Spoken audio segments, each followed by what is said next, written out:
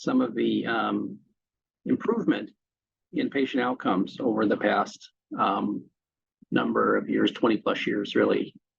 I first encountered GIST about a little over 23 years ago when we first began recognizing that some patients who had these tumors that developed in the gastrointestinal tract that in many circumstances looked like smooth muscle cancers or leiomyosarcomas were not really that, but were something different, because the pathologists were beginning to recognize that there were some special characteristics of these tumors that they could identify based on some staining patterns. And we began to realize that this entity, gastrointestinal stromal tumor, was completely different than many other kinds of connective tissue tumors, including leiomyosarcomas. And we began approaching treatment of patients with this disease in a very different way.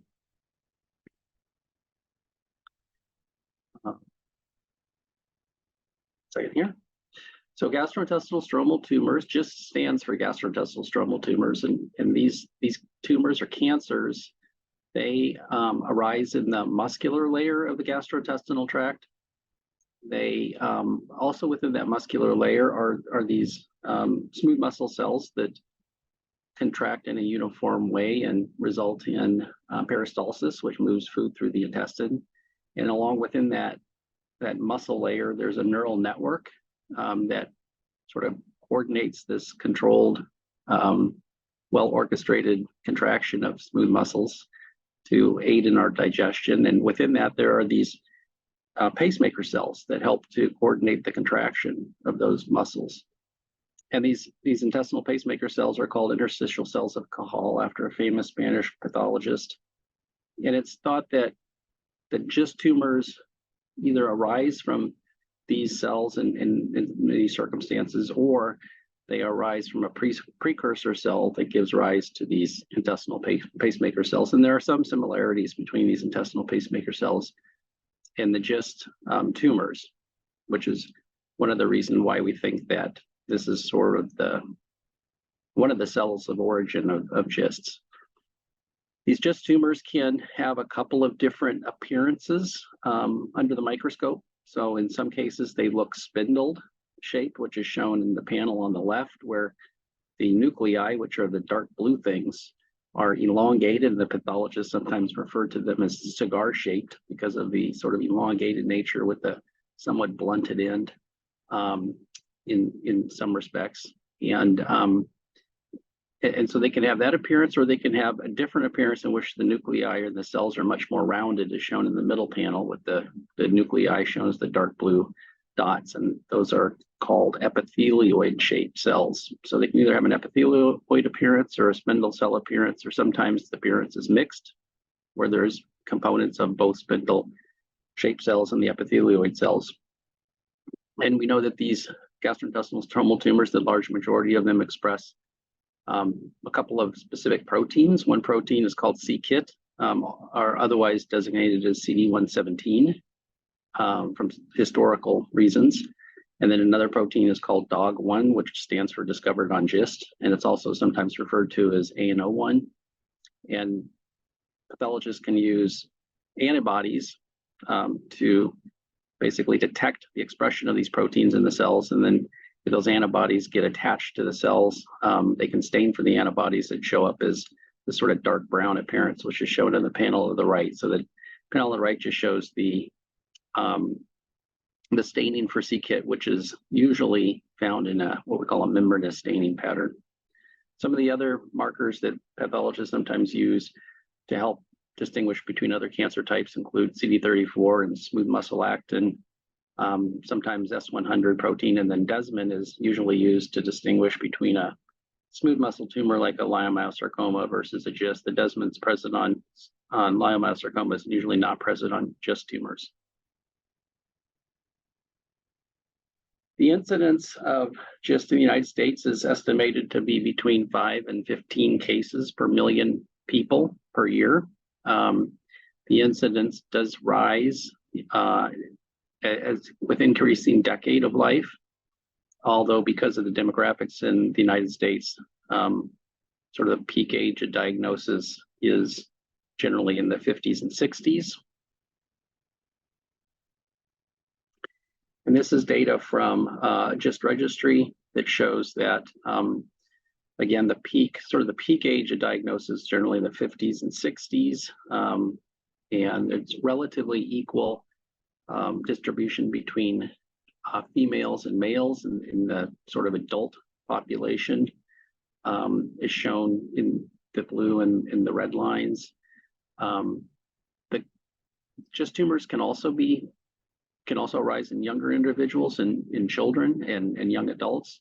In that population, the genetics is a little bit different for many, and due to that difference in this age group, generally the younger age group, there are about twice as many females that are affected by GIST as males. So the gender distribution is a little bit different if the GIST tumor arises in someone who's younger than someone who is older.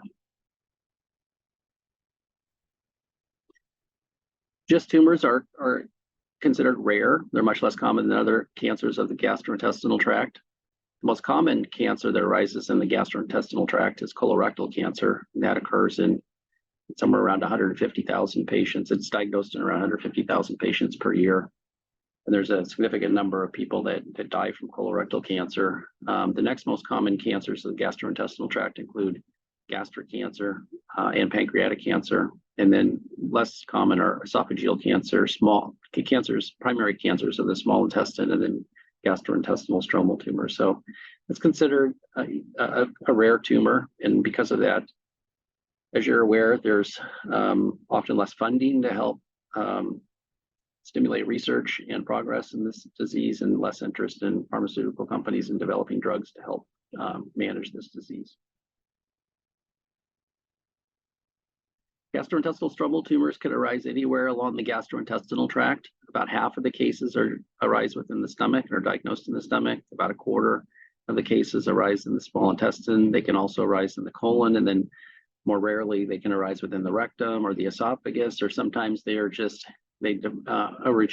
or found in the mesentery. That's the fibrous lining, that kind of mesh that sort of connects all of the intestines and supplies the blood flow to the intestines.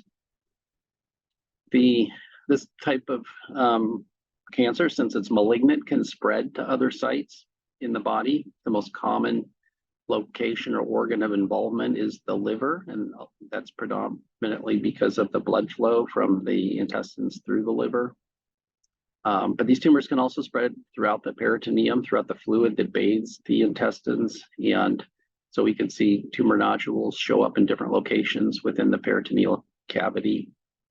Sometimes we see tumors that come back or occur in the abdominal wall, and often this is due to deposition of some tumor cells during surgery to remove the tumor. And so that's a common area that we look at to make sure that there isn't any evidence of tumor developing or arising in that location. These cancers can spread to other sites of the body, such as lymph nodes, although that's pretty rare. The bone is rare, lung is rare, and in extraordinary cases, there have been some cases in which the GIST has spread to brain, but that's extremely uncommon. So this table here shows, try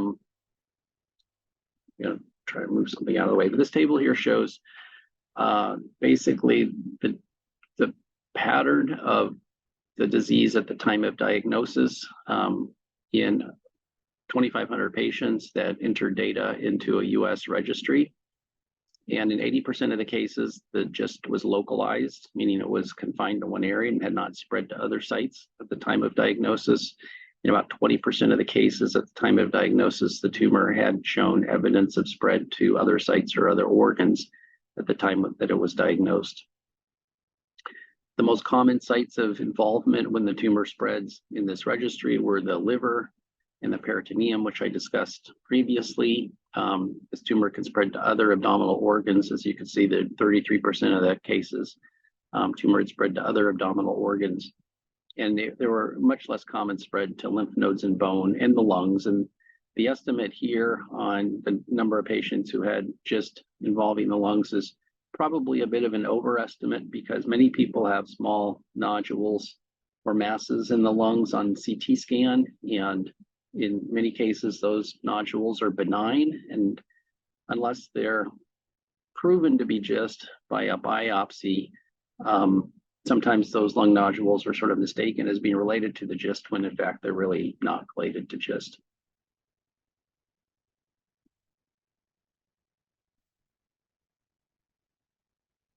So how does GIST present? Well, it can present in many forms. It's not uncommon for the GIST to be found incidentally when a patient undergoes a CT or an MRI scan for another reason, or when a patient undergoes endoscopy for another reason. So a lot of people undergo scans, a lot of people undergo upper and lower endoscopies for different reasons, and sometimes we pick up a GIST involving the stomach or the small bowel based on the scans or based on endoscopy. And then that leads to a workup and diagnosis of a gastrointestinal stromal tumor. Sometimes the tumor is found when a patient's undergoing evaluation for the cause of an iron deficiency anemia that results from a very slow gastrointestinal bleed.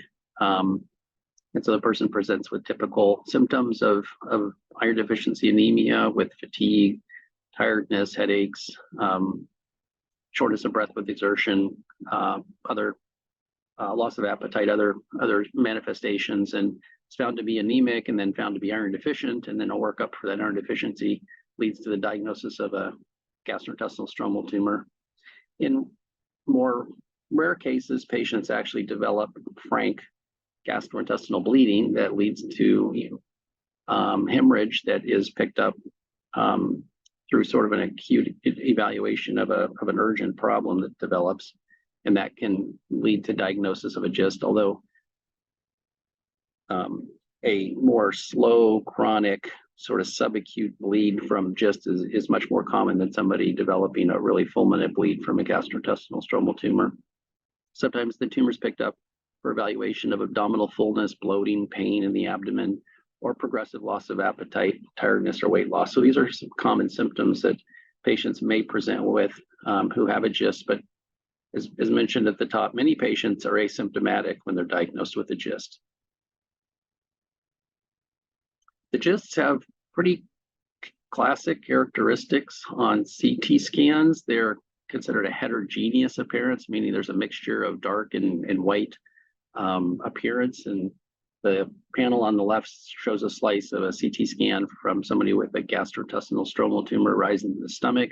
You can see that there's sort of mixed pattern of darker and lighter areas, and the darker areas are areas that are more necrotic, where there's sort of less viable tumor, and then the areas that are whiter are areas that are have more vital or active gastrointestinal stromal tumor cells with increased blood flow that shows up. And the panel in the middle shows these spots in the liver that are dark that have some mixture of more brighter areas where there's enhanced blood flow to that area. And then this panel on the right shows a metastasis within the lower abdomen adjacent to the bladder that shows up as an enhancing mass. So these are pretty characteristic appearances of GIST on a CT scan and can help to lead to the diagnosis of either the tumor or the location of metastases.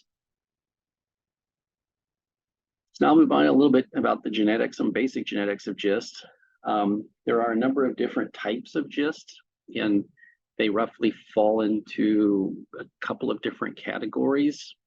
In the common type of gastrointestinal stromal tumor, there is a mutation in a gene that leads to activation of an enzyme in the cell that contributes to growth and proliferation of the tumor cells. It is considered a driving mutation, although it's not the only mutation responsible for the malignant behavior.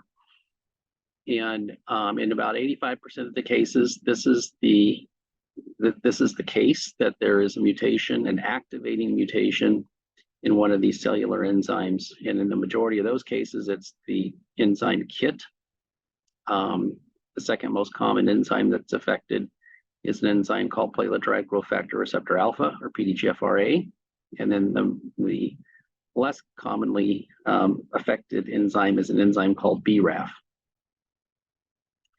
There's a different process that can give rise to GIST in which there's not an activating mutation in one of these cellular enzymes, but there's a loss of function of a enzymatic complex, this complex called succinate dehydrogenase. So in about 10 to 15% of cases, this complex fails to form and function properly. We call that succinate dehydrogenase deficiency. And this can occur either because there's a mutation in one of the genes for this complex, and the genes are not an activating mutation, like in the other case with KIT or PDGFR. The mutations are actually inactivating. So the inactivating mutation results in loss of function of the gene of the protein, and therefore the complex can't form and function properly. In about 50% of the cases, there's no mutation present, but the gene is silenced so that it can't be expressed and the protein can't form, and therefore the complex can't form and function properly. This succinate dehydrogenase deficient GIST type is more common in the pediatric population than the type of GIST that arises from an activating mutation in one of the enzymes.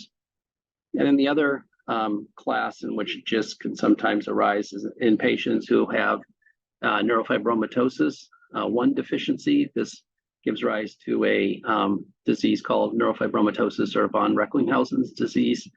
And in patients with NF1 deficiency, the deficiency in this NF1 protein, leading to loss of function of this protein, can give rise to gastrointestinal stromal tumors. Now, interestingly, the site of origin of GIST differs by what type of mutation is present in the tumor, and we don't really have a good understanding of why this is. So we do know that the GISTs that have activating mutation in exon 11 of KIT, which is the most common, they're found throughout the gastrointestinal tract. If there's a mutation at exon 9 of KIT, those are usually not found in the stomach. They don't arise in the stomach. They usually arise outside of the stomach, usually in the small bowel. And if there's a mutation in platelet-derived growth factor receptor alpha, those GISTs almost always arise in the stomach, and they're rarely found in the small bowel as the primary location. If there's a mutation in BRAF, those are usually found in the small bowel, not in the stomach. And if it's an sdh-deficient GIST, those are almost always in the stomach and not in the small bowel. And then these rare NF1 GISTs, when those arise, they usually arise in the first part of the small bowel called the duodenum. So we don't really have a clear understanding of why these different mutations are somewhat selective for different regions of the gastrointestinal tract. Now, this is a cartoon that just kind of shows you an example of these proteins, the KIT and the platelet-derived growth factor receptor alpha proteins, and where the mutations occur. These are what we call transmembrane proteins. So there's a part of the protein that's on the outside of the cell, and a part that's in the membrane, and a part that is on the inside, or the cytoplasmic part of the cell. And these stacked portions here on KIT and PDGFR alpha, you can see my pointer, that's on the outside of the cell. And then this is the transmembrane part of the cell, and these little Pac-Man things, preparing things are on the inside of the cell. And most of the mutations occur on the portion of the gene on the inside of the protein, gene and then subsequent protein on the inside of the cell in these exons 11, 13, 17, 12, 14, and 18. And these mutations occur in a domain or a part of the protein in which the ATP, which is the fuel for the enzyme, where that binds, or what we call the ATP binding pocket, that provides the enzymatic fuel for the function of the enzyme. And then the other mutations occur in this, basically the business end of the kinase domain. And there's some differences in where those mutations occur and what types of drugs seem to work better that my colleague will discuss more. Now, this other type of GIST that can occur from loss of function of succinate dehydrogenase complex, as I mentioned, these mostly arise in the stomach. They're more common in the pediatric population, and women seem to be more affected than men. The pathologists can diagnose this type by staining the GIST cells for the SDH, the succinate dehydrogenase protein. And if that protein is not present in the cells, then that's a good indication that it's this type of GIST, that it's the SDH deficient GIST. There are a couple of different syndromes that occur with this particular kind that they can occur, but they don't have to be present. One of the syndromes is called Carney's triad, and in Carney's triad, patients develop gastrointestinal stromal tumors. They also develop abnormal growths called paragangliomas that can occur and appear as enlarged lymph nodes, and sometimes these are functional and can secrete hormones like norepinephrine. And these patients can also develop benign pulmonary masses called pulmonary chondromas. And then another syndrome is called Carney's dyad. Carney's dyad tends to be related to an underlying genetic abnormality. And in Carney's dyad, patients can develop GIST tumors and these paragangliomas. And sometimes they can have multifocal disease, so they can have disease present in many different locations. And often for patients with these Carney's triad or Carney's dyad, we do additional testing to see if these paragangliomas are functional and secreting hormones, or if they're non-functional. And this is sort of a cartoon that shows what happens with patients who have SDH deficient GIST. So this SDH complex, which is shown over the right side of the cartoon, the purpose of this complex is to metabolize or change succinate into fumarate. And if it's not functioning, then it doesn't happen. This isn't occurring in the mitochondria, then the succinate accumulates within the cytoplasm, and when the succinate accumulates, it blocks the degradation of this enzyme called HIF1 alpha, hypoxia-inducible factor 1 alpha. And if this hypoxia-inducible factor accumulates, then that stimulates expression of a couple of different genes, including vascular endothelial growth factor and also insulin-like growth factor. And it's felt that these growth factors contribute to the proliferation and growth of the GIST cells in this case.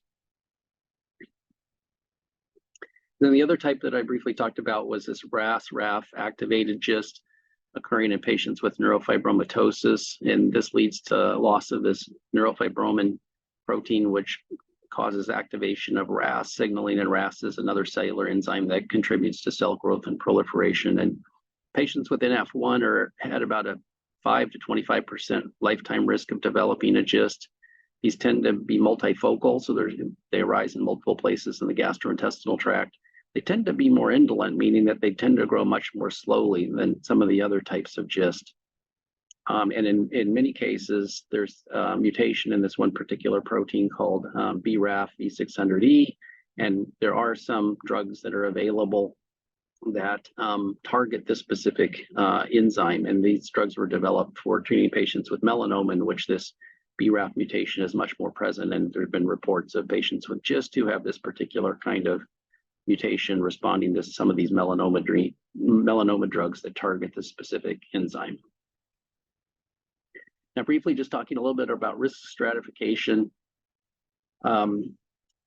We've made a lot of progress over the last 20 years in the management of patients with gastrointestinal stromal tumor, but even with that, we do know that patients who present with localized disease at diagnosis, meaning that they don't have metastasis when they're diagnosed, their survival is much better than patients who present with metastasis. And this is just an analysis of a large number of patients showing that the median survival, that means half of the patients survive for more than 13.5 years after a GIST diagnosis if they did not have metastases when they were diagnosed. And if patients did have metastases that were diagnosed, half of the patients lived more than 6.5 years, but half the patients lived less than 6.5 years.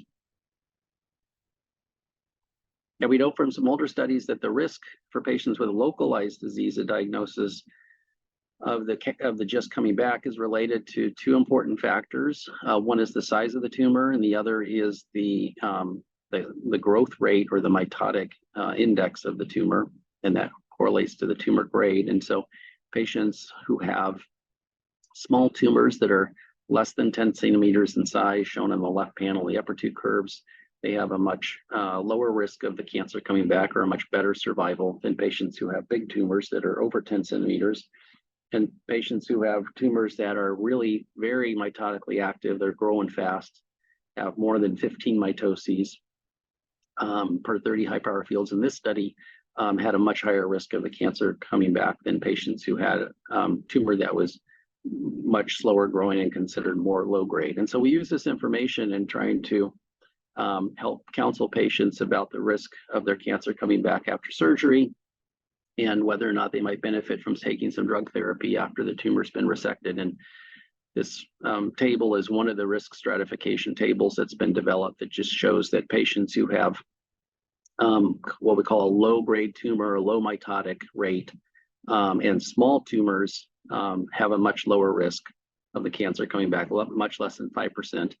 Whereas patients who have what we call high-grade or faster proliferating tumors and larger tumors tend to have a higher risk of cancer coming back after surgery alone.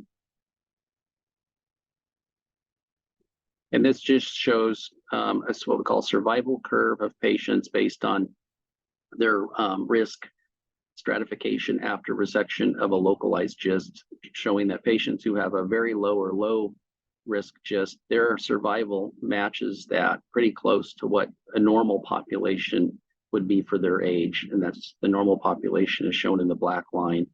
And those with the low risk or very low risk GIST, their overall survival is about the same as the normal MASH population. But if people have a high risk GIST after surgery for localized disease, their survival is much worse, and it approaches to be nearly as bad as patients who are diagnosed with metastatic disease at diagnosis. And so in this population of patients, we often consider drug therapy after removal of the GIST to try to help reduce the risk of the GIST coming back and improve the patient's survival duration.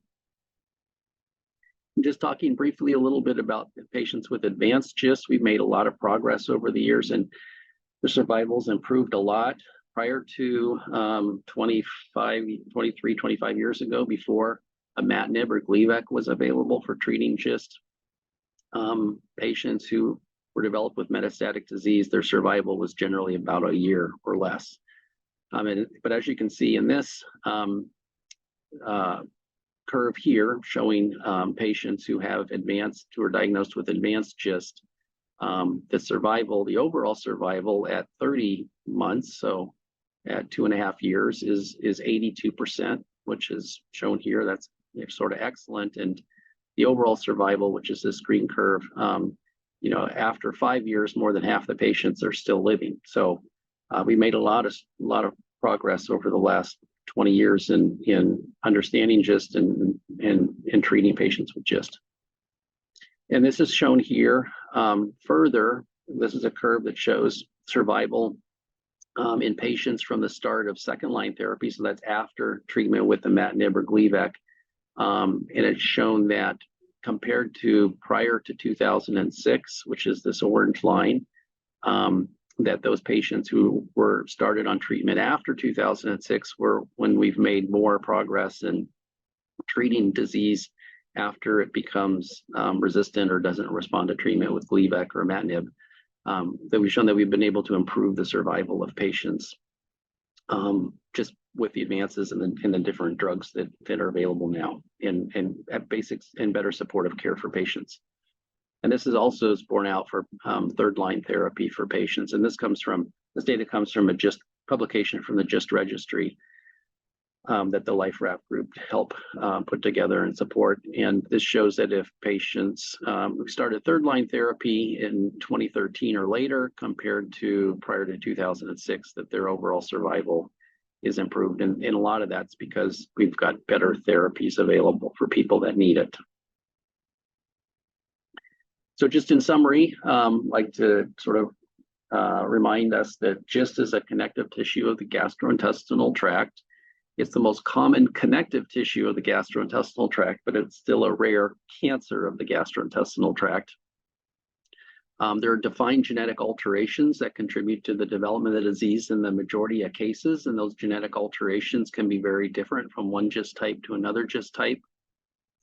Tumor mutational testing is important to help select the appropriate treatment for patients, and will be discussed in more detail a little bit later.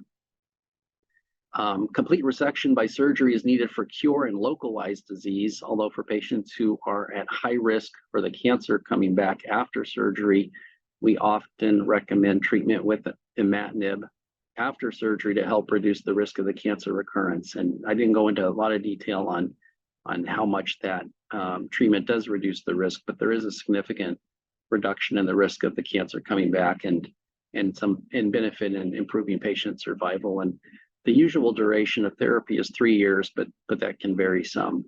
And then most importantly, patient survival is improved significantly over the last 20 years with the development of new drugs to treat GIST and better care of patients with GIST. So that's my presentation. Hope I kept within the time frame.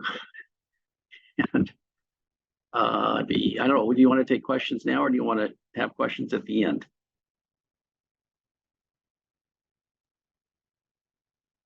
I think we've, I don't know, Diana, is there a better way to do this? Yeah, we could take questions at the end. Great. Yeah, so if you guys can hold on to your questions, we'll take them all during the question and answer panel at the end, because maybe we'll cover a few along the way. Thank you, Dr. Schutze, for that fantastic, really comprehensive talk. I hope you guys all know that there's going to be a quiz at the end of this session. So if you didn't catch any of that, then you might not do as well, but just teasing. Now we are going to hear from our wonderful surgical oncologist, Christina Angeles, who's going to talk a little bit more about the surgical approaches to GI stromal tumors. Great, thank you. I'm going to share my screen.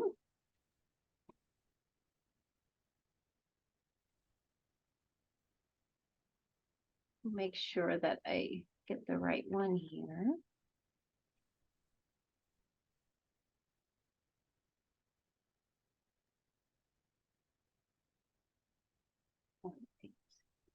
Are you guys seeing the correct screen or the presenter mode? We're seeing the presenter mode, so if you just want to switch those. I will swap it.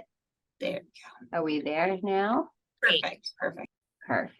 Okay, great.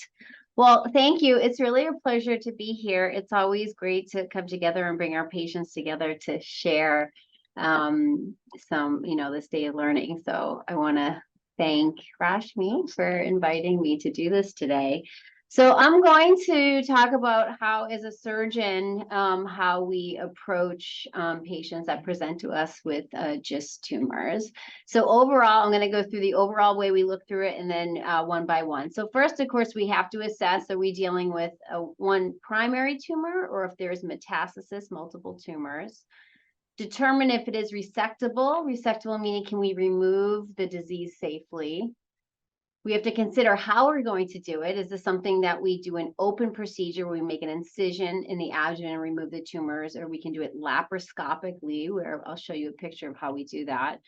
If it's involving multiple organs, do we need to treat it with systemic therapy, as you heard about with Dr. Schutze talk before going to surgery? And then, of course, always we discuss at our sarcoma tumor board. So those of us there, the medical oncologists, surgeons, pathologists, radiologists, we all get together and discuss all of our patients to make sure that you have all our brains thinking about you and we're doing the right thing. So first, in the setting of a solitary GIST. So this is a patient, you heard about some of the common ways these might present. A gastric tumor might present with someone has a bleed. They actually vomit blood, and that's how it's incidentally found, because they're symptomatic, or they're getting a CAT scan for a kidney stone and we find a random tumor in the stomach that is asymptomatic and have no symptoms. So if you can see here is a CAT scan of the abdomen and pelvis. I'm going to show you just to orient you. This is a snapshot of the inside of you, where over here's the liver. You can see a part of the stomach here. The colon sits over here. And this round tumor is coming off the anterior or the front of the stomach. If you can see, this is where, if you were to put your hand on your belly, right? That's right there, the top of your belly. And you can see the tumor is right there. So that's a 5 centimeter, what we call exophytic on the outside. So it's starting from the stomach, growing to the outside of it.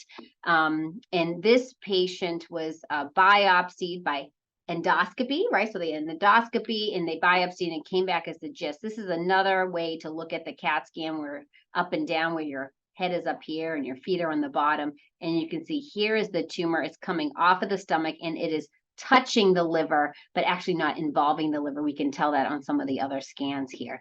So in something like this, where there's no evidence of disease anywhere else, even we image the chest, there's no evidence of spread anywhere, the recommendation in this case would be to surgically resect it. And given that it's actually a small size, we wouldn't anticipate the patient needing any therapy ahead of time, because it's not going to change what we do to treat it. So then we have to consider, well, how are we going to remove the tumor? Okay. And so in laparoscopy, we actually put one small hole where we put a camera in, and we have screens in the operating room where we can see the inside of your abdomen. And then we make these other small holes to use instruments to get the tumor and resect it. So how do we decide to do this versus making an incision on your abdomen? Well, first you want the best oncologic resection. What does that mean? Oncologic is you want to get that tumor out with negative margins. We want to get all the tumor out. We don't want to leave any cells behind. And we don't want to rupture the tumor. So GIST tumors are cystic. They have some fluid in there. And so if they rupture, if they tear, then that fluid can what we say seed or drop down in other places of the abdomen. We don't want to do that. So in general, if you're about 5 centimeters or less, and it's in an easy access location where we can take that tumor, we can cut it out of the stomach or the small intestine, if it comes from the small intestine, without actually grabbing the tumor, without rupturing it, putting it in a bag to keep it nice and protected, make a small incision in the abdomen to get it out, that makes sense, okay? On the other hand, if you have a large tumor greater than 10 centimeters, one, there's a high incidence of it could rupture, right? Because it's so large and you're trying to use these small instruments to touch it, it could rupture. The other thing is, if you can imagine, if you have a 10 centimeter tumor, you need to make a big incision to remove it anyway. So it almost doesn't make sense to make small incisions and then a big incision to remove it. So that's typically contraindicated. And then between a 5 to 10 centimeter, this is, you know, you could consider it doing this way, but I would say it has to be someone who has a high experience, not with laparoscopy, because there's a lot of surgeons that do laparoscopy for other indications, but a high experience with dealing with these GIST tumors because they're cystic fluid. And so that's something we kind of discuss the pros and cons and whether we should do it, but again, should be with someone who has a lot of experience. If someone had a lot of surgery before, there might be a lot of scar tissue that makes the surgery a little bit more difficult doing it laparoscopically. And then, of course, you know, if we can do it laparoscopically, why would we want to do that? Well, with small incisions, usually the patients, they have pain control a little bit faster, get up and around a little bit faster, less chance of, you know, developing hernias from that area. So these are the things that we consider when we do that. I just to explain a little bit of what that cystic rupture risk means. So here's an example of a patient. You can see here, this is a 9 centimeter small bowel GIST here. Now, this is coming from the small intestine and it's not involving anything else. So this could be removed with a piece of small intestine. Oh, I'm sorry. I'm going to show some pictures from the operating room. If anyone wants to not look away for a second, I don't know if interoperative or seeing actually tumors is going to be disturbing.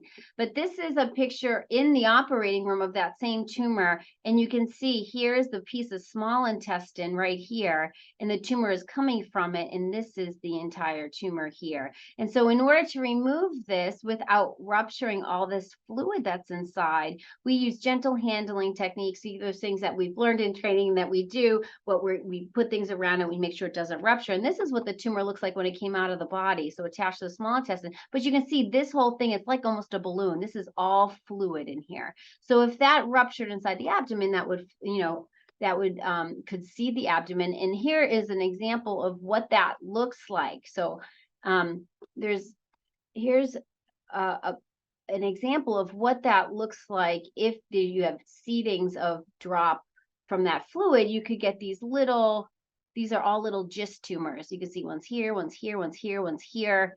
And that, of course, now you have disseminated disease and is a little bit harder to control, definitely surgically, but that would, result in many cases, systemic disease. But now you took one tumor and then you have it. So that's why, as surgeons, this is one of our big things that we make sure in that operating room that we really try to rupture that. So now let's talk about that solitary GIST that isn't easily resected with just a piece of stomach or small intestine from where it originates. But what about those large GISTs when they present and they're involving multiple organs and have, or they're very a large size? Because you can imagine the larger the size, the more likely it might rupture during taking it out. And so those are the ones that we want to think about. Do we want to try to shrink it first? So here's an example. You can see here, this is the entire tumor, and this is a little bit of the stomach up here, but this is the tumor, and it's touching, this is the pancreas here. So the entire pancreas being touched by the tumor, the colon over here, the spleen is here, but the vessels that go from the spleen are all involved. Here's another way you can look at it. So here's the big tumor involving the pancreas, stomach involving the colon, involving the spleen. This patient had a biopsy and it had one of those PDGFR exon 18 mutations. And so given all the large size involving all those organs, in discussion, we recommended a neoadjuvant or before surgery systemic treatment to try to shrink that tumor. Now, when we think about multi-organ tumors, we always discuss these at tumor board, right? This is a very important where we need to review everything together. The mutation profiling is very important, okay? Because that's going to direct our treatment. And as you just heard from Dr. Schutzi's, right? They come in different types, right? And so if we do neoadjuvant treatment, we want to do this with a mutation-specific target therapy if possible. We typically treat for 6 to 9 months or maximal response, right? Because we want to see it shrink. However, we're going to be monitoring this because if the CT scans that you're receiving on treatment shows that the tumor is not shrinking or growing, if it's not shrinking, maybe we want to try change treatments. But if it's something where it's growing, we don't think it's going to respond, we want to get you to the operating room while it's still resectable, right? Because we can remove it with all those organs. We would like not to, but we also don't want to lose our window of opportunity as well. So here's one study that was done, a prospective study. So they followed patients who are on treatment in a neoadjuvant before surgery fashion. And these are patients that were on imatinib, which targets that exon 11 mutation very well. 74% of the patients had that mutation. Most of them were from the stomach. 88% of them had a decrease in tumor size.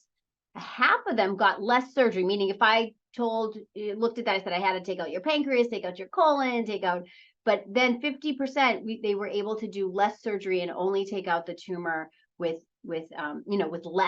less organs, maybe the primary organ that it comes from. And 89% had a complete resection with negative margins. So this is great data to kind of supporting what we do in that neoadjuvant fashion. And of course, after surgery with a tumor of that size and involvement, we do recommend staying on treatment after surgery. So let me go back to our patient here who had this large tumor. We recommended treatment with avapritinib, targeting that exon 18 mutation, was treated for 10 months and had an excellent response. If you look, this snapshot of the CAT scan is the same as this one, the same location, and you can't even see the tumor here. Okay, you have the stomach, you have the pancreas. I see no tumor. I actually have to go to a different cut of the CT scan, and now you see the tumor right here. It's 7 centimeters in size. So now this tumor comes out with just a small part of the stomach, right? Much less involvement there. And then I'm going to end with, what about the patients who present with multiple tumors or metastatic disease? So here's an example in a CT scan. You see there's a liver tumor, there's just a tumor in the mesentery or the abdominal cavity here. There's a pelvic tumor, there's another tumor around the bowels, multiple tumors. Those typically we start with systemic targeted therapy, right? We biopsy one of them, know what the mutation is, whatever. We don't go to surgery right away because the ability for a surgeon to remove all this disease cleanly is almost zero. Okay. And so, but what about surgery in the future? So again, of course, these are the patients we're going to discuss at our multidisciplinary tumor board and treat with systemic therapy. Now, there is this concern that resistance might develop, right? So you might be on one therapy, resistance develops, we can try a second therapy. But if surgical resection is safe and reasonable, we may prolong survival. So there's 2 retrospective studies that were published over the past few years that show that in select patients who had either stable or unifocal progression. So let's say a patient has 10 tumors, right? And maybe they all regress, but one progresses. Or maybe the disease is stable and one progresses. Those patients who then, if it's reasonable and safe to surgically resect that disease, they actually have improved survival.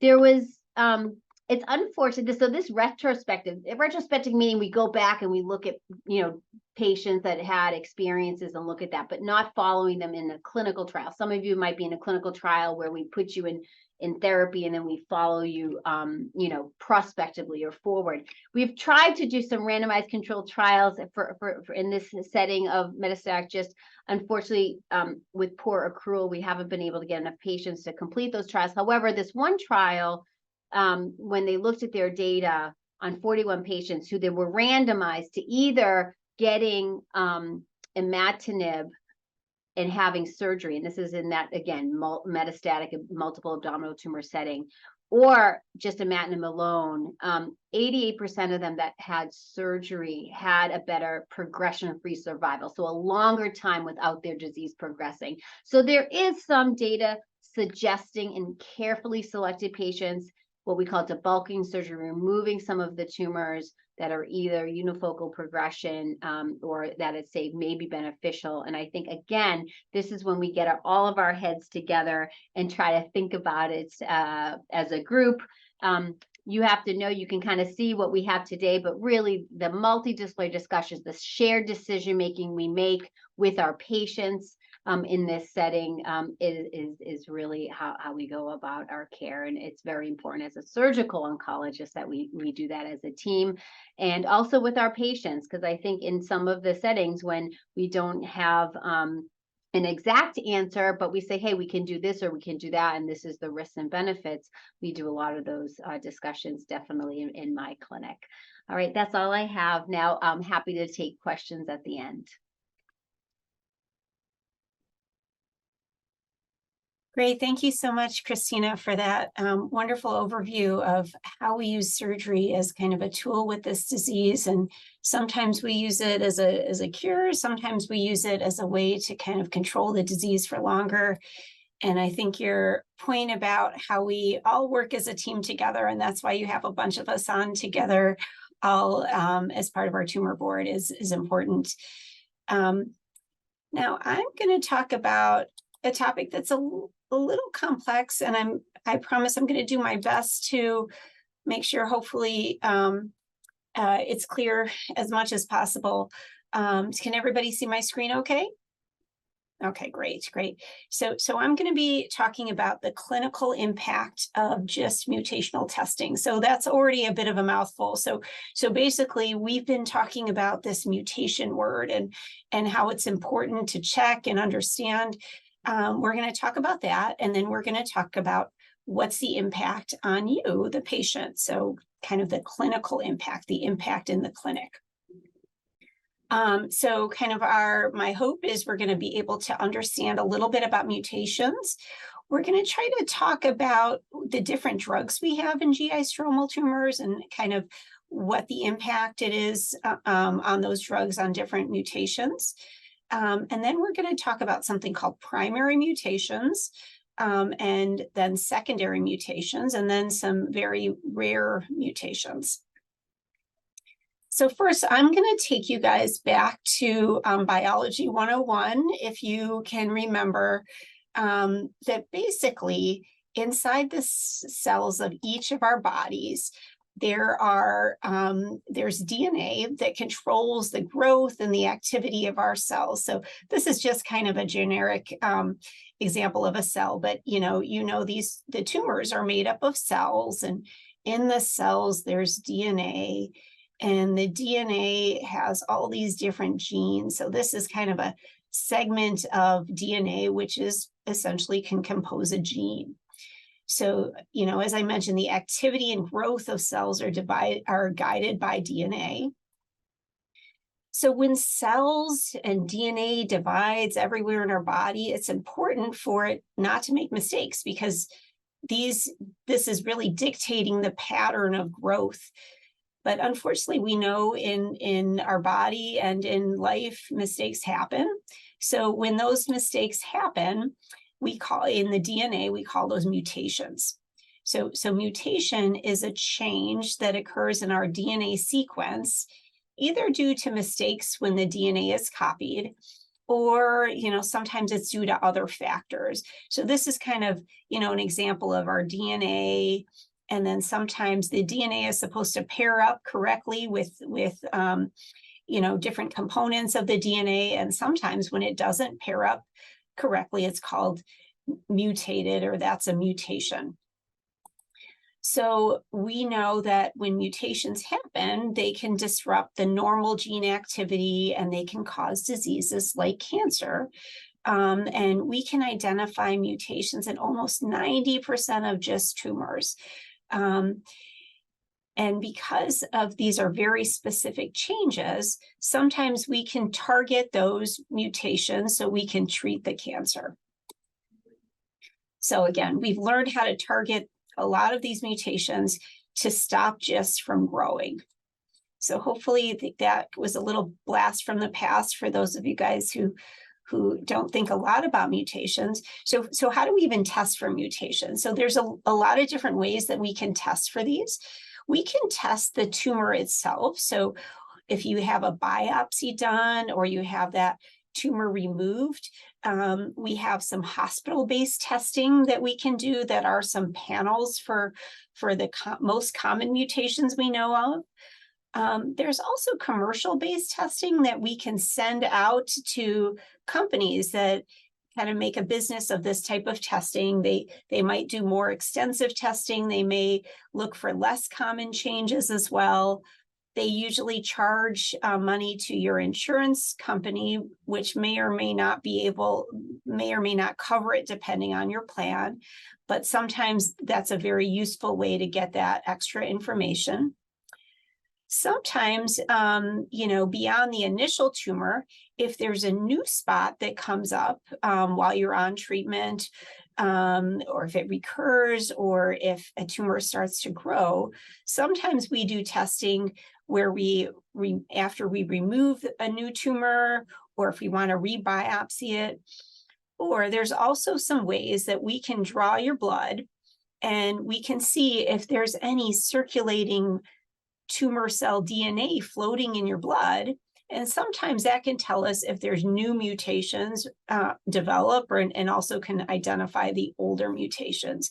So there's lots of different ways we can test for mutations, either on the tissue itself from the tumor, or within your bloodstream. This is a familiar slide. Dr. Schusse also used this one. It's a kind of a classic one for us, where this is the gene leads to this protein. Most commonly, the protein that is off is in KIT, but there's also another one called PDGFR. And this is these are where most commonly, when this tumor starts, what we call primary GIST mutations. And that means this is kind of the driver, kind of defective gene that we see in a lot of times when these tumors starts. And this shows all of this exon 9, exon 11. That just tells us the place in the gene where the mistake happened. And sometimes that mistake happens in a common location. So exon 11 is the most common location. And we're going to talk about how we target tumors with genetic changes in exon 11.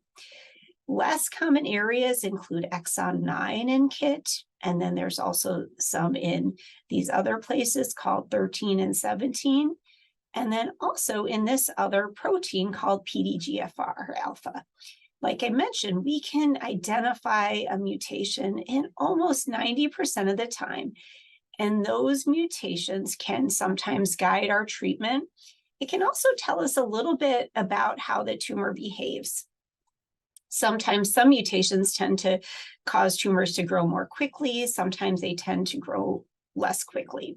So we can learn a lot from doing mutation testing. Now we're going to talk about, well, okay, how does this all relate to drugs? And so I thought I would start throwing up those really fancy long names that you may have heard of before as kind of the major drugs that are approved in GI stromal tumors. These are technically called tyrosine kinase inhibitors.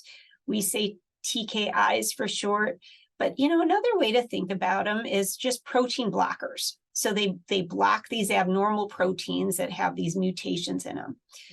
I'm sure many of you guys have heard of these medications, so forgive me if I'm boring you, but I'm just going to review. Imatinib is kind of the drug that's been around the longest, also called Gleevec, and that's been approved back in 2001.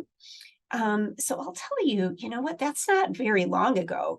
We have cancer treatments that date back for decades, and so all of these treatments are relatively new in the kind of span of cancer care. So imatinib is kind of our drug that's approved for the first line treatment of GI stromal tumors.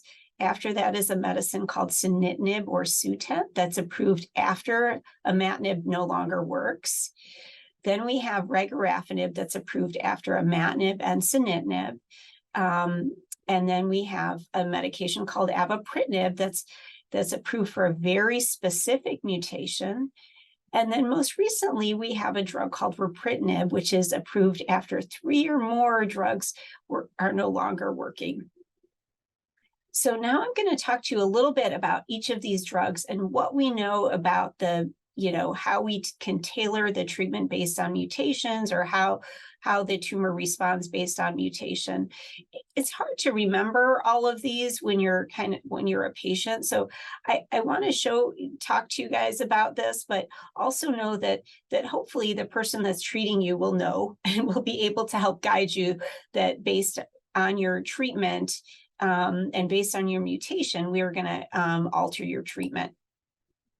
So this is, kind of one of the earliest drugs that we've been using. Obviously, the first one approved, imatinib or Gleevec. And these, I'm going to be showing some of these lines and curves, and I know it gets a little bit confusing, but basically most, on the bottom, it shows the amount of time. And then this kind of shows, these lines show how long the tumor is controlled in a certain situation. So here, all that we're showing here is with patients with the exon 11 mutations, those patients, their tumors are controlled longer with imatinib as compared to if you had an exon 9 or wild type mutation. So we know that, gosh, if somebody has an exon 11 mutation, then that has a really good chance of being controlled for longer with the imatinib medication. We also know that sometimes if we increase the dose of imatinib, sometimes we can get a better response. And we've learned that in patients with exon 9 mutations, that when we increase the dose, so this yellow line is when the dose is increased to 800, in general, the disease is controlled for longer. So the line is shifted out. So that is kind of something that helps us know how to guide your treatment. This now is looking at our second line drug that's approved for second line for patients that have the imatinib is no longer working or it's difficult to tolerate it. So the study that got this approved, because we didn't have any other choices at that time, was comparing Sutent to basically a sugar pill. And thankfully, Sutent did better than a sugar pill. So people kind of disease was controlled for longer. But kind of what we learned about the mutation testing is that we learned by looking at all the different mutations that if you had an exon 9 mutation, or you had what we call the wild type, where we didn't identify a mutation, they were those tumors were controlled for longer with Sutent when we compared it to the exon 11 mutations. And then we also saw some of the less common mutations that occurred in exon 13 and 14, that these were controlled with Sutent. So again, I know this is a lot of complex information. So we're just trying to show how we as medical oncologists and surgical oncologists use this information to help guide your care and help predict how the treatment's going to work with you. This is our kind of next drug that is approved, this medication called regorafenib.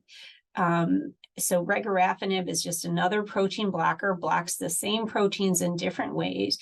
And a study was performed and showed that when the imatinib and sunitinib were no longer working, regorafenib controlled the disease longer than placebo.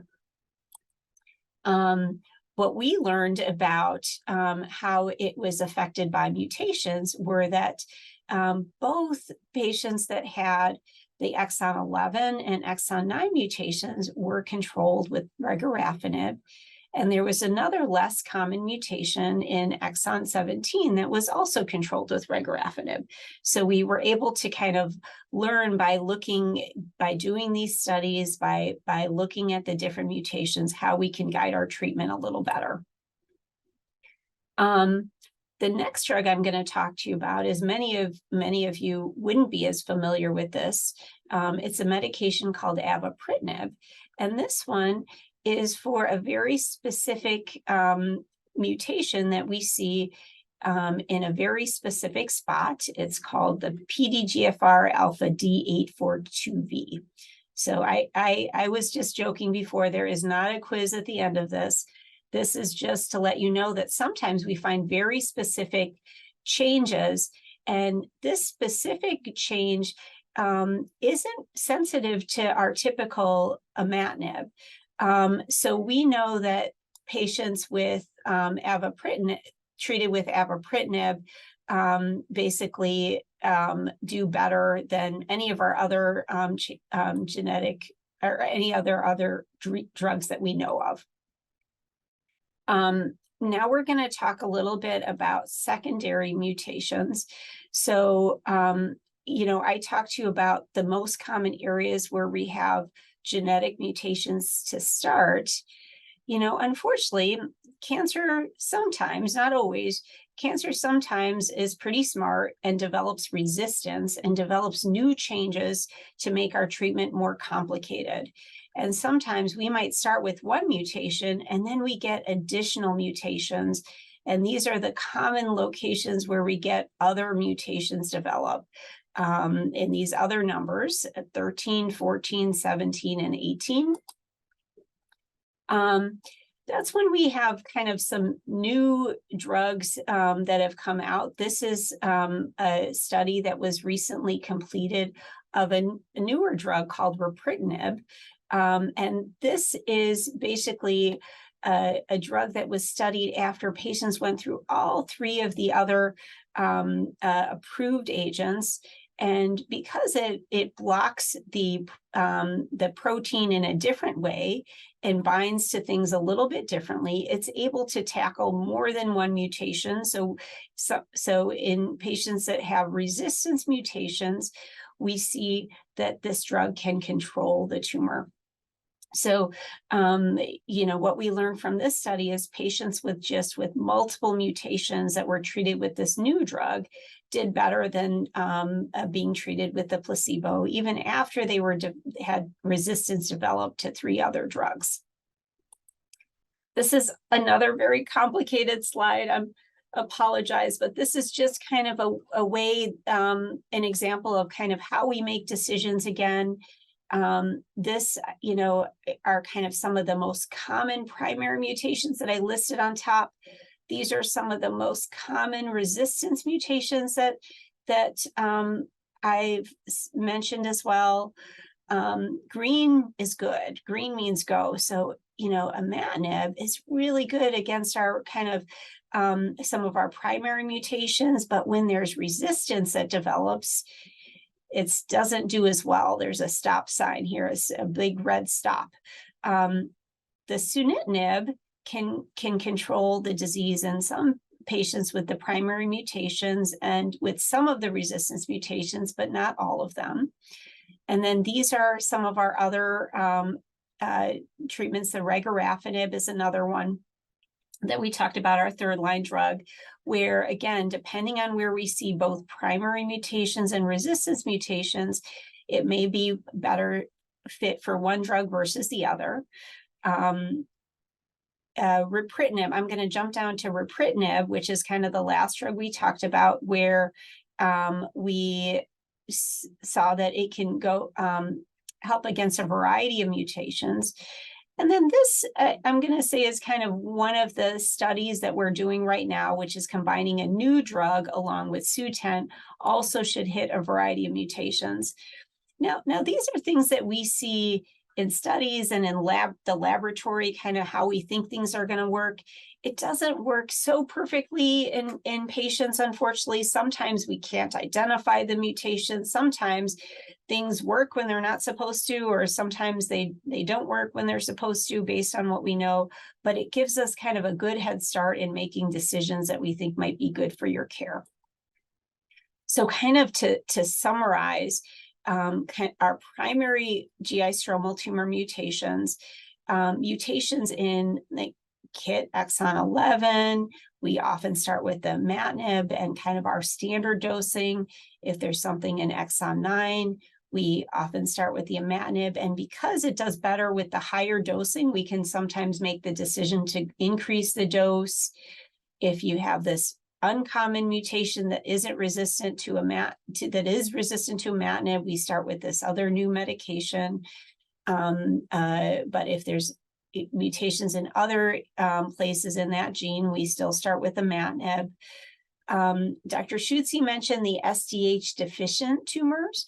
We know that those don't respond as well to imatinib, and there's some other treatments that we've learned can be helpful. And because there isn't a great standard treatment, we use clinical trials a lot. And one thing I'd like to remind you, all of these drugs were all approved and all are used because of different clinical trials that, our patients here and in other places across the world have contributed to. So clinical trials is always a good option if there's one available. Some of these are particularly important to recognize because for most patients, we start with imatinib, but if we did your tumor testing and we found something that is less common, like this change or this change, we wouldn't necessarily start with imatinib or Gleevec. And then there's some very rare GI stromal tumor mutations that we can sometimes identify, sometimes on that commercial testing. And if we have clinical trials for those patients, those are ideal, but we do have some hints on how to treat them. So that's another reason why this mutation testing is very important. And then we talked a little bit about secondary just mutations and kind of how we alter our treatment based on them. So we know that exon 13 and 14 is kind of well managed by sunitinib. 17 and 18 regorafenib. Ripretinib handles all of them, including some of the other ones as well. And then lastly, I wanted to also mention, we talked about post-operative treatment briefly, that sometimes even if we can remove the tumor, we're worried about it coming back. And sometimes we talk about doing treatment as a preventative treatment, or what we call adjuvant treatment afterwards. And that's really only been studied with imatinib. And we know that imatinib, when we give it for 3 years, tends to keep the disease controlled better in general when we give it for 1 year. And we've learned a little bit about mutation status in patients that were treated with the 3 years of imatinib versus 1 year. And it seems to be useful in patients that have, all different types of mutations that are sensitive to imatinib, to give the 3 years of imatinib.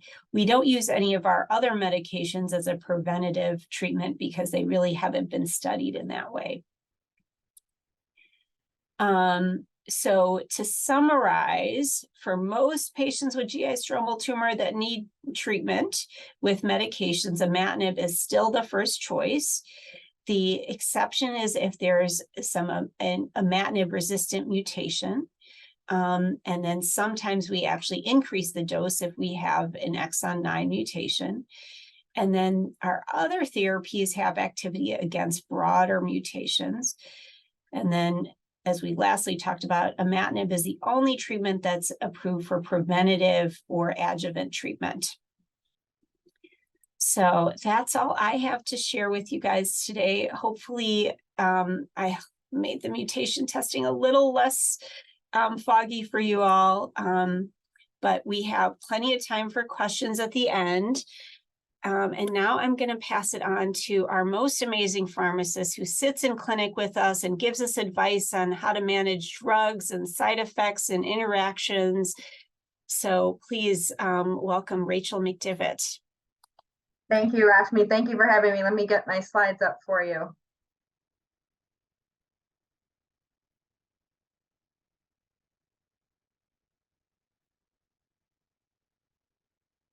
Are you seeing the correct mode, or do I need to shift it? Looks good? All right. So thank you so much for having me today. I bet a few people were a little surprised to see a pharmacist on the agenda. So Dr. Chug gave a nice introduction, but some of the pharmacists actually don't dispense any medication. So I actually sit in the clinic with the team and help with what medication, adjusting for toxicities, adjusting for each patient's specific organ function, other medications that you're taking, try to help with maybe some less common toxicities that some patients experience. So I'll try to give you an overview of some of these things today. So my objectives by the end, I hope we do a brief medication overview, although I'll try to hit more of the pharmacist-specific points since Dr. Chug just gave you a great overview of a lot of the medications that are used for different mutations. We'll talk about some of the adverse effects. I presented this in a way of questions patients have asked in the past and then how we've addressed those questions. I'll try to give you a framework to think about some of the drug interactions that we see with these GIST therapies, and then just remind you that your pharmacists, whether working in the pharmacy or in the clinic, are a great resource. Quick disclaimer that whatever side effects you are having, please discuss with your healthcare team. This information is more broad and informational purposes, and I don't want you to not speak up to your healthcare team if you're having any side effects. So please speak up, speak with your specific team if you're having healthcare concerns. All right, so you've heard a lot about these medications already, so I'm not going to focus too much on them here. I listed kind of the 4 main medications that are used unless you have one of those really specific mutations. You can see that all of them have slightly different effects on some of those different growth signals in the body, and then they're approved in different settings, such as whether it's your first therapy or whether you've progressed on one therapy and have moved on to subsequent therapies. Some of the more specific things, some of these medications do have restrictions as far as needing to be taken with food or with a low-fat meal, for example. So sunitinib and ripretinib can both be taken with or without food, but imatinib usually is taken with food and a large glass of water. And then regorafenib has kind of some interesting absorption. And so you're supposed to take it with a low-fat meal. And a lot of times patients ask what that means.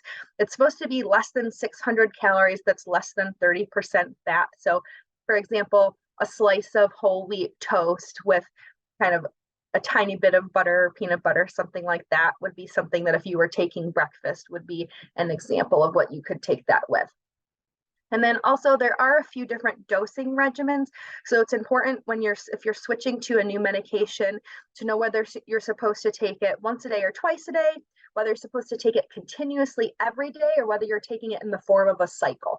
So for example, regorafenib is usually taken for 21 days in a row and then 7 days off. Some of the common side effects or toxicities with these medications, there's some overlapping between them, and then there's some differences as well, which you might have experienced. Imatinib, some of the most common ones that stand out, swelling, and then muscle cramps, which we'll talk a little bit about today. Sunitinib and regorafenib have more similar adverse effects to each other. They both cause a hand-foot syndrome, which can be a dryness or kind of skin irritation on the palms of the hands or soles of the feet. These medications can also cause high blood pressure or some diarrhea. And then ripretinib can also do some of the muscle aches, can also do a little bit of fatigue, nausea, and hair thinning. So here are some specific adverse effects that patients have asked about, and here have been some of the ideas that we've used to try to help dealing with these. So this patient started taking imatinib and was having muscle cramps, as was wondering what they could do about it. So unfortunately, up to 40% of patients taking imatinib do experience these muscle cramps. Sometimes they can be associated with having low levels of calcium or magnesium in your blood, and so sometimes we can help prevent these cramps by using calcium or magnesium supplements. So you're welcome to talk to your provider about that. Other things that have helped are drinking tonic water, which actually has a really small amount of quinine in it. Quinine has been used in the past. The FDA discourages taking this as a medication because it has some really serious life-threatening side effects, but the tiny amount that's in tonic water can help with the cramps and doesn't seem to be dangerous. So that would be a potential option. Hand-foot syndrome. So I mentioned this a little bit when we were doing the medication overview, but some patients on a few of these medications, their palms of their hands and the bottoms of their feet can be dry, red, they can start peeling. It can be especially worse as we're coming up to these winter months and it's especially dry, especially if you're here in Michigan with us. I included some pictures so you can see what this can look like, especially if it does progress. It can cause blisters, often in areas of friction. So for example, you can see on the pads of the feet there. So what can we do about this? The best prevention is moisturizers and keeping that skin really moist. So we usually recommend a fragrance-free moisturizer. There's not one in particular that's best. Some people like Eucerin or Bag Balm or Udder Cream. There's a lot of different fragrance-free options out there, and you want to apply that liberally to your hands and feet to prevent them from getting dry. And then other important things are to use footwear that doesn't rub or cause friction on some of those spots. So you saw like the sole of the foot there had a big blister on it. So trying to make sure we don't have any rubbing points with our shoes. If in general, if your skin is just dry and a little red, you're usually able to continue these supportive care measures and keep taking the medication. But if you develop peeling or blisters or pain, that would definitely be a sign to call your oncologist, because they'll likely have you stop taking the medication for a bit, and they might have you restart at a lower dose, because this can be a dose-related side effect as well. If you are having more severe hand-foot syndrome, your doctor might provide a steroid to put on some of those sore spots. You can continue the moisturizers. Sometimes if kind of the regular over-the-counter ones haven't been working as well for you, there are some prescription creams that contain urea. Some of the over-the-counter ones contain urea also, but there's a prescription one that's a higher quantity of urea, which can sometimes help. You can also try, almost like if you were getting a manicure or pedicure, putting on that thick moisturizer and then a loose fitting glove or sock over it can kind of help your body soak in that moisture as much as possible. Okay, so this patient is taking sunitinib and they're worried that it's causing them to have diarrhea, and they want to know what to do. So mild diarrhea is relatively common with sunitinib, but rarely it can be more severe. One of the most important things is if you're losing fluid out your bottom, we don't want you to become dehydrated. So we want to encourage drinking lots of fluid to keep up your fluid intake. You can also use an over-the-counter anti-diarrhea agent such as Imodium or loperamide. And then there's some things you can do with your diet that might help as well. So sometimes avoiding fatty or spicy or dairy containing foods, if that's something you're sensitive to, those things are all things that could increase your risk of the diarrhea. And then also eating smaller amounts more frequently is usually more tolerable than trying to sit for 3 larger meals a day. Swelling. So we mentioned the imatinib is definitely one that can cause swelling. Sometimes it's in the feet, occasionally other areas. And so this patient is wondering what they can do about their feet swelling. One of the first things you can do is when you are sitting down, you can elevate your feet, which usually helps gravity pull the fluid kind of back up towards the rest of your body. Your doctor might also prescribe what you might have heard of as a water pill before to help you urinate out some of that fluid. Sometimes you can try decreasing your salt intake as well. Other things that help are actually walking around. So when you are walking around, the muscles in your legs are helping squeeze that fluid back up. So you can be walking around and help squeeze that fluid in. And then when you do sit down after, that's when you can elevate. So rarely there are more serious side effects, and you should definitely report these to your doctor. So just a few of the examples that you could potentially see that, again, are much less common. Bleeding. So if you just had a nosebleed that lasts a few minutes, that's not as concerning, but a more severe bleed that isn't stopping, or blood where it's not supposed to be, like your urine or stool, you would want to report that. If you have fluid in a different place other than your feet. So if you're getting, some people rarely will get a lot of swelling right around their eyes with some of the medications. If you all of a sudden had difficulty breathing or chest pain, of course, we would want you to contact your provider right away. Liver dysfunction is something we usually monitor in your labs, and usually we'll be able to tell that it's starting to happen before it gets severe. But if all of a sudden you had severe liver dysfunction, you might notice kind of yellowing of your skin or eyes. And then, of course, if you ever have an infection while taking this medications, which usually our first sign would be a fever, we would want you to report that to your provider as well. So now we're going to shift gears a little bit from side effects to some of the drug interactions. So these are some of the most common questions that I get about these medications are, what's actually happening? How is this drug causing this side effect or causing this interaction with my medication? So I'm going to try to go through a few different examples of different types of interactions that we can see. So this patient, can I take Tylenol for a headache? Will that interact with my imatinib? So one of the issues is that imatinib can block your body from breaking down Tylenol the way that it normally does. And there's also a slight increase of that liver toxicity when you're taking Tylenol with imatinib, since both can cause toxicity to the liver. So if you took a dose of Tylenol every once in a while for a headache, that's likely safe. The risk is much, much higher if you were taking Tylenol every day. Say, let's say you have arthritis and Tylenol is your go-to medicine that you're taking every day for that. I would want to talk to your provider about that to see if there's any other options that we would have for you. But a dose occasionally for a headache would be okay. Can I eat? So sometimes food can actually be an interaction. So can I eat grapefruit while taking ripretinib? I read that I need to avoid grapefruit and grapefruit juice with some of my medications. So you should avoid grapefruit juice while taking ripretinib. Ripretinib and a bunch of other medications are broken down by enzymes in your liver. So the way that I like to think of this is that your liver is kind of like your body's garbage disposal. You have a whole bunch of garbage disposals in your liver. And so the garbage disposal that's responsible for breaking down the ripretinib in your body, grapefruit clogs that up.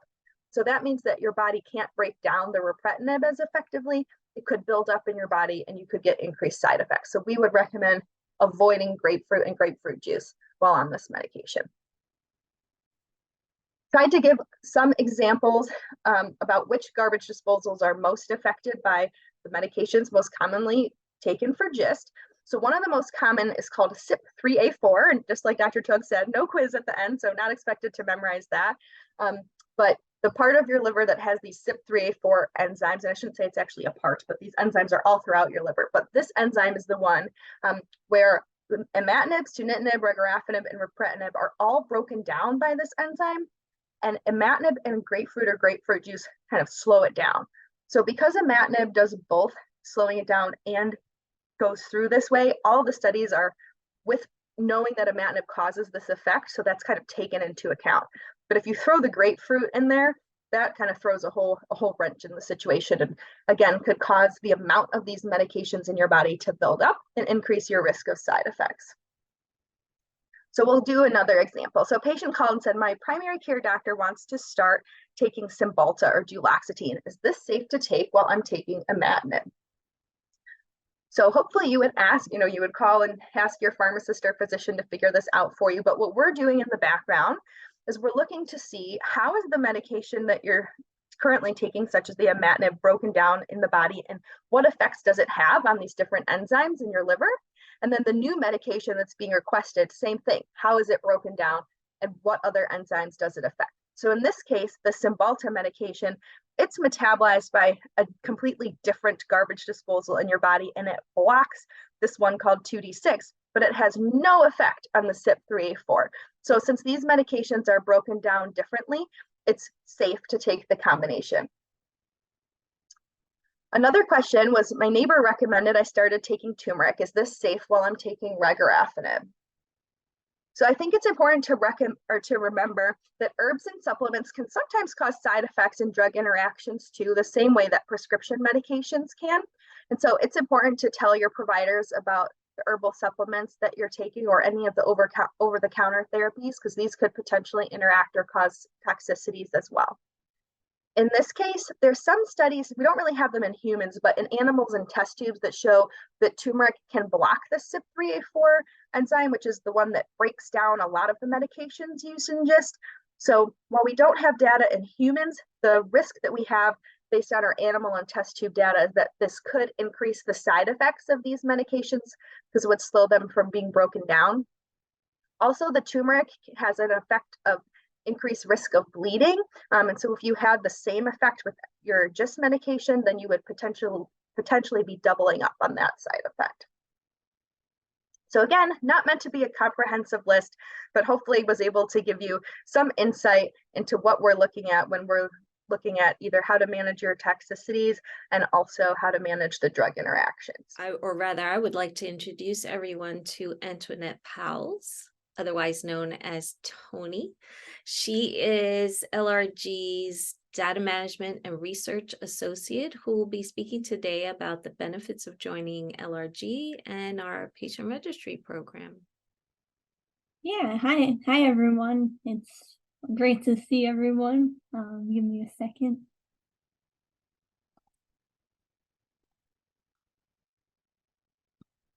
All right, can you see my screen? Anyone? Yes. Okay. All right, well, it's great to see everyone. I see a lot of familiar names and also not so familiar names, so I'm excited to present what the LifeRaft group is and what benefits we have within all our programs. And also thank you for the Michigan sarcoma team for coming out and presenting. It was very informative. So yeah. So first, I just want to emphasize, where we started. Our group started in the early 2000s. It was just a handful of patients who were on the Gleevec trial, and at that time, GIST was not as known, so patients were getting misdiagnosed. And fast forward, our group has grown tremendously, and a lot of research and treatment has been advanced. So, our organization emphasizes enhancing survival and quality of life through our mission.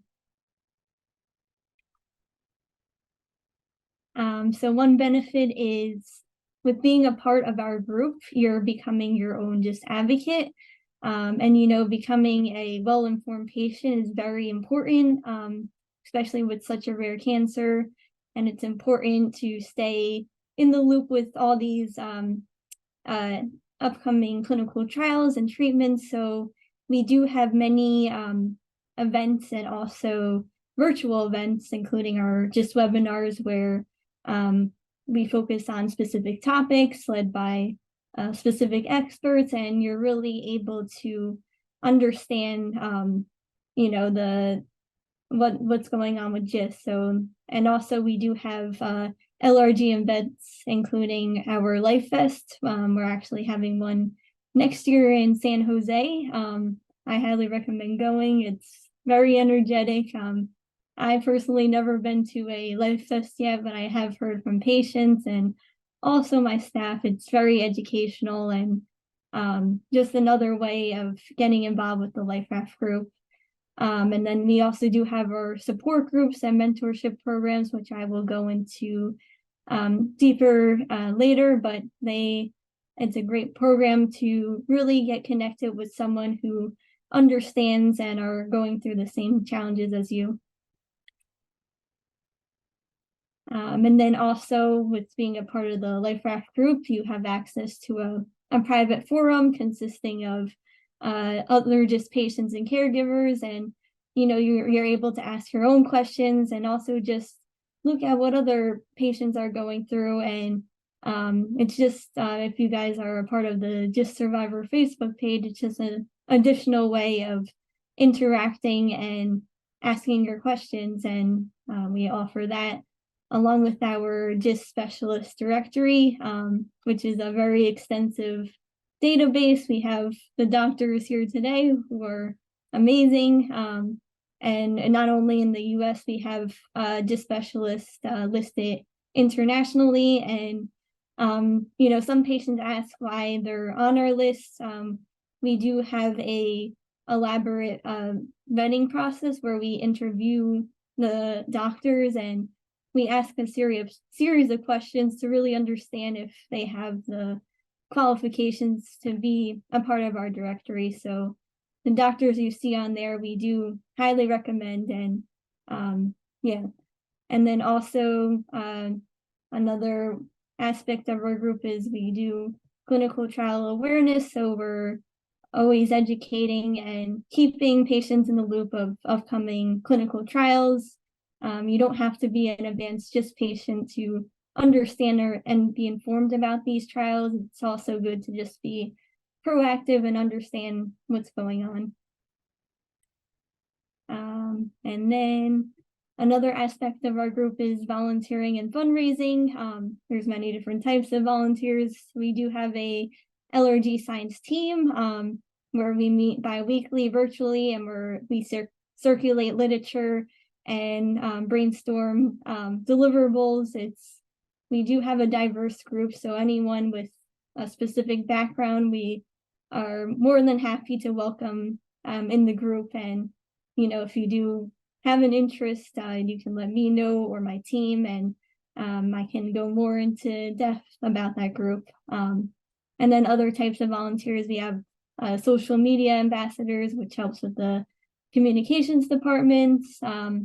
We do really appreciate those who volunteer within our events with fundraising, and also we can come up with ideas for you guys to how to fundraise and everything. So we do appreciate anyone who is interested in that as well. And another thing to note is our group is a nonprofit, and we do thrive off our donations. So any way of giving back is very much appreciated within our group. It does help fuel our research and programs. We do have another aspect of becoming a GEMS donor where you can give every month, and you get incentives for doing that, and you get recognition. So we appreciate at any level contributions. And so that's another way to be involved with our group. And then I wanted to go more into our patient registry.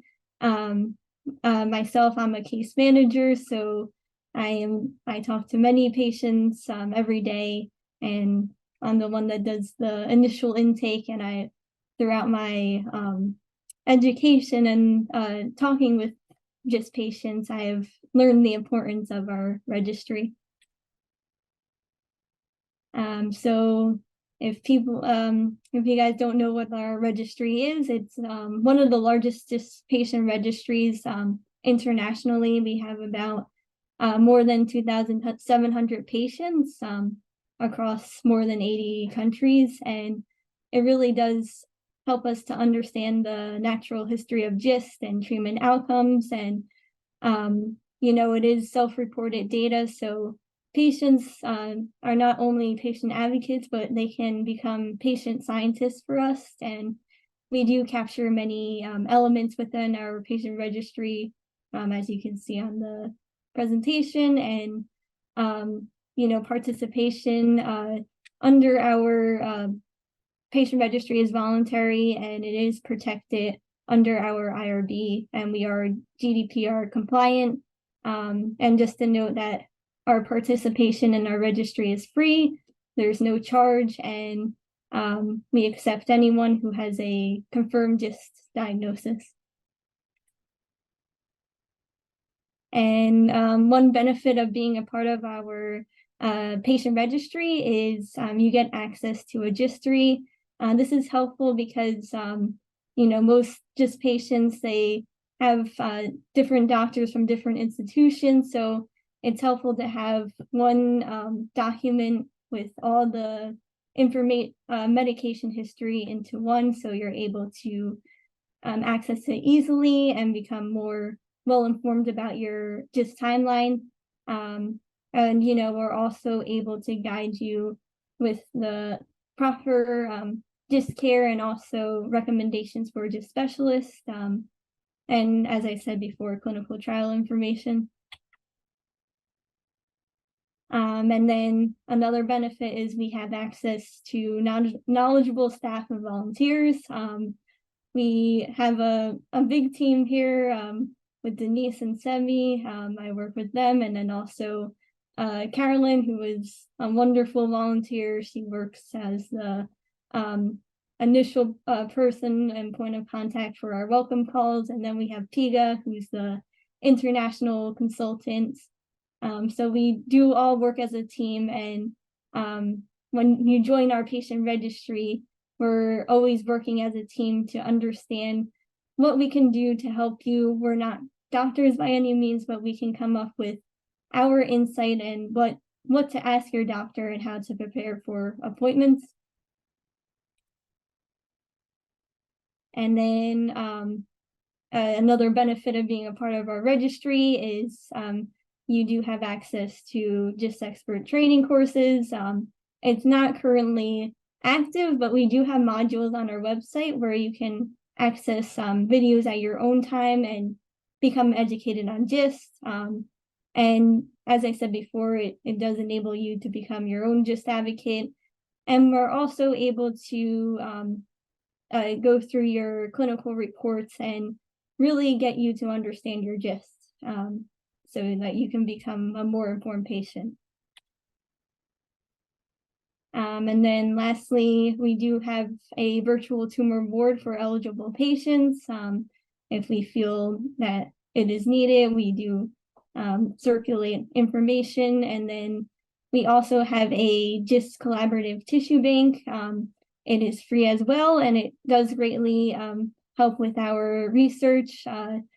Currently, we're really encouraging people with sdh-deficient GIST patients with their tissue to donate, just because we want to understand that tissue profile more and to help with our research. And then on top of that, we do have a free mutational testing initiative, and we're currently collaborating with Tempus Labs to increase mutational testing rates.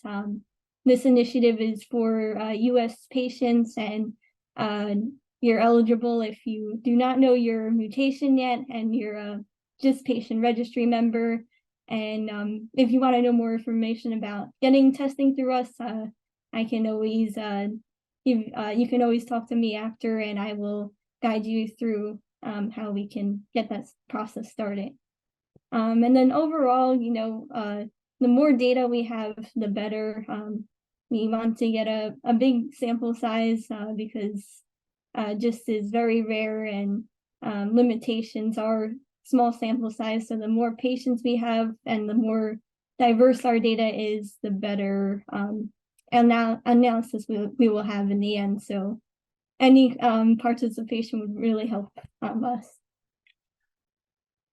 And this is just a acrostic poem listing out what our group embodies, if you want to look at it. Yeah, and then you'll see it on the recording too. So, and yeah, thank you. And if you have any questions or would like to join the Life Raft group, my contact information is here, and I can take any questions or concerns now. Yeah, thank you. Thank you so much, Tony. You're welcome. If you stop sharing screen, great. Yeah. There you go. Does anybody have questions for Tony?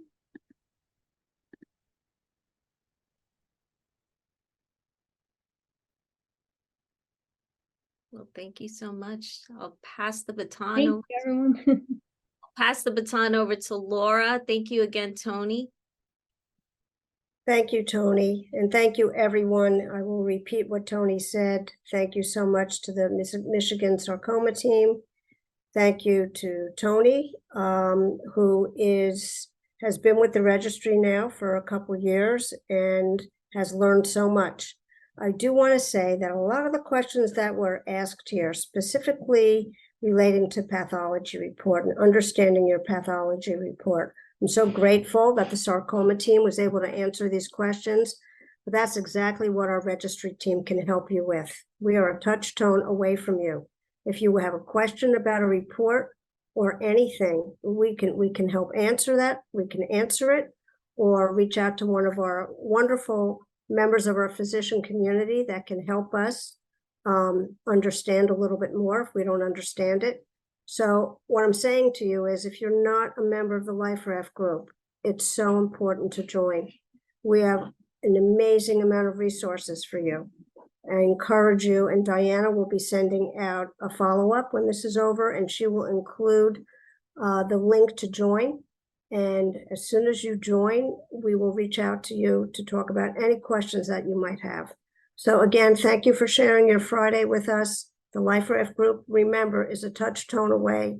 We appreciate it, and hopefully we'll be live in Michigan in the next year or two with a Just Day of Learning. Thank you so much, everybody. Enjoy your weekend, and happy Thanksgiving to all. Happy Thanksgiving. Thank you. Happy Thanksgiving. Thank you all. Thank you.